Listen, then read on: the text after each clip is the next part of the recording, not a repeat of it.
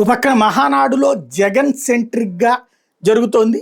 మహానాడులో ఒకటి తెలుగుదేశం పార్టీ సక్సెస్సు, 43 ఏళ్ల ప్రస్థానం, ఎదుగుదల, రాష్ట్ర అభివృద్ధిలో దాని పాత్ర, ఈ విమర్శలు ఒకవైపు ఇదంతా చెప్పుకోవడం ఒకైతే, జగన్ నాశనం చేసేస్తాడు రాష్ట్రాన్ని, నాశనం చేయబోతుంటే కాపాడుతున్నాం, మొన్న నాశనం చేసేసాడు మేము వచ్చి కాపాడుతున్నాం, ఈ టైపులో మాట్లాడుతూ కడపలోనే పెట్టాం మా సత్తా ఏంటో చూపెట్టాం అంటున్నటువంటి వేళ ఆ స్థానిక సంస్థల ప్రజాప్రతినిధులు ఎవరైతే ఎదురు తిరిగి ఈ ప్రభుత్వం మీద నిలబడి ఇంకా వైసీపీతో ఉన్నారో అలాంటి మదనపల్లి ఇట్లాంటి చోట్లకు సంబంధించినటువంటి 2-3 ప్రాంతాలకు సంబంధించినటువంటి స్థానిక ప్రజాప్రతినిధులతో మీటింగ్ అయిన సందర్భంగా జగన్ కీలక వ్యాఖ్యలు చేశారు.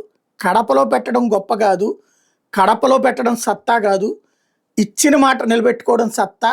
నవరత్నాలు మొదటేడాదే అమలు చేశాం, సూపర్ 6 ఒక్కటే అమలు చేయనటువంటి దౌర్భాగ్య పరిస్థితి.